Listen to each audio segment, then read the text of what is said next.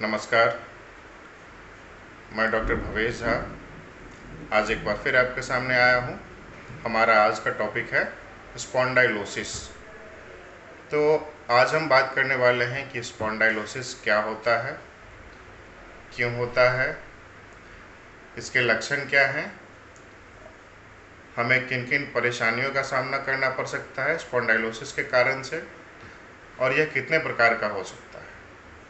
तो सबसे पहले हम ये जानते हैं कि स्पॉन्डाइलोसिस का मतलब क्या होता है। तो जो स्पॉन्डाइलोसिस शब्द है यह ग्रीक शब्द से बना है, जिसका मतलब स्पॉन्डाइल का मतलब होता है वर्टिब्रा और ओसिस का मतलब होता है डैमेज, मतलब डैमेज टू द वर्टिब्रा।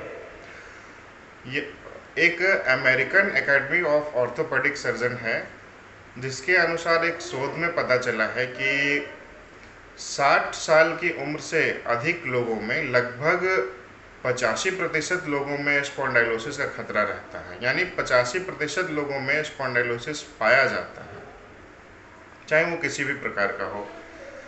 तो ये होता क्या है, तो ये डिजेनरेटिव डिस्क डिजीज बोलते हैं इसको, जो एज रिलेटेड होता है मेनली, जो बढ़ती उम्र के साथ साथ हमारे स्पाइन में डिजेनरेटिव डिजीज, यानी डिजेनरेटिव का मतलब होता है कि जो बदलाव आ गया, जो स्पाइन में चेंजेस आ गया है, वो फिर से वापस रिस्टोर नहीं हो सकता है। तो उम्र के साथ साथ ऐसे चेंजेस आने लगते हैं हमारे शरीर में, ये मुख्य कारण है। ऑस्टियोपोरोसिस एक रीज़न हो सकता है, यानी हड्डियों का घनत्व कम हो जाना, हड्डियों की कमजोरी की वजह से हो सकता है। तो सबसे पहले आइए हम जानते हैं कि इसके कॉजेज क्या क्या हैं।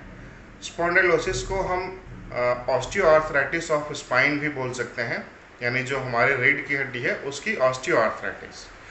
तो इसके काउज में सबसे पहला काउज तो हमारा होता है एजिंग के साथ साथ जो हमारे मांसपेशियों में कमजोरी आनी शुरू हो जाती है, हमारे लिगामेंट्स कमज़ोर हो जाते हैं, हमारे कार्टिलेजेस डैमेज होने लगते हैं।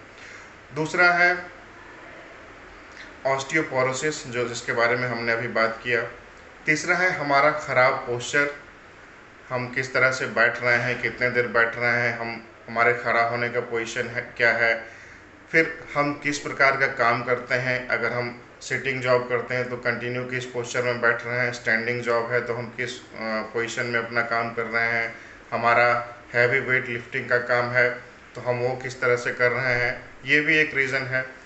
और अगर हमारे स्पाइन में बार बार इंजरी हो रही है तो ये भी स्पॉन्डिलोसिस का एक कारण है।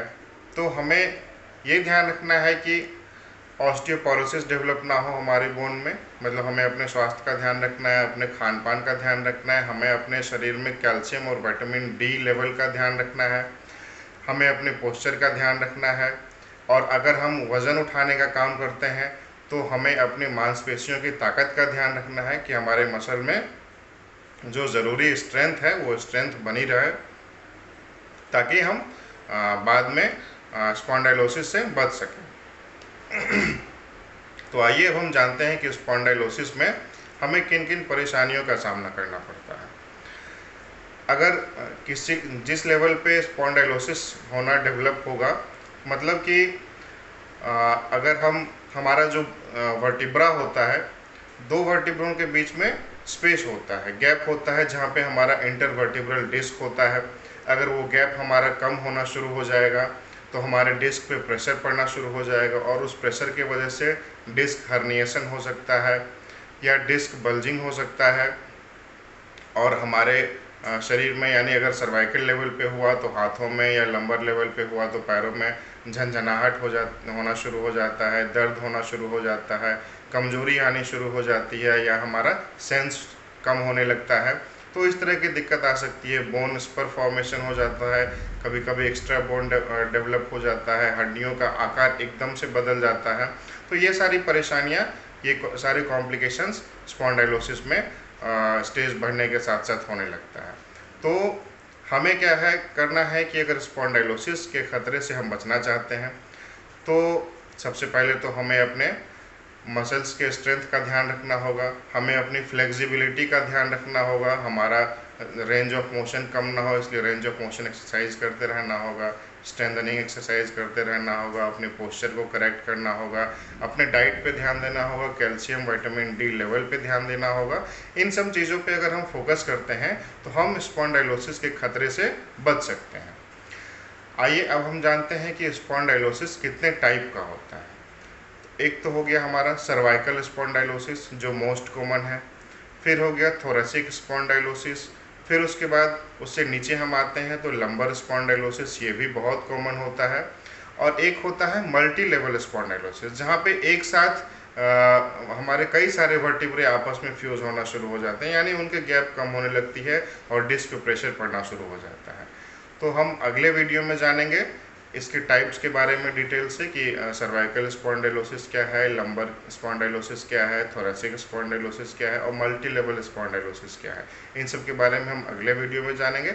अभी तक हमने क्या जाना कि स्पॉन्डाइलोसिस एक डिजेनरेटिव डिस्क डिजीज होता है जो कि मेनली एजिंग के साथ होता है, जिसे हम ऑस्टियोआर्थराइटिस ऑफ स्पाइन भी बोल सकते हैं। इसके कारण क्या है हमने इसके बारे में जाना। हमें अपने खान पान पे ध्यान रखना है, मसल के स्ट्रेंथ पे ध्यान रखना है, फ्लेक्सिबिलिटी पे ध्यान रखना है, अपने पोस्चर पे ध्यान रखना है, और हम किस तरह का काम करते हैं, हैवी वेट लिफ्टिंग करते हैं तो हमें उसका ध्यान रखना है कि हमारे मसल्स में स्ट्रेंथ बनी रहे। और सबसे मेन रीज़न होता है, एक मेन रीज़नों में से एक ओबेसिटी भी होता है। अगर हमारा वज़न ज़्यादा है तो ऑटोमेटिक हमारे स्पाइन पे प्रेशर ज़्यादा पड़ेगा, तो वो लोग सबसे पहले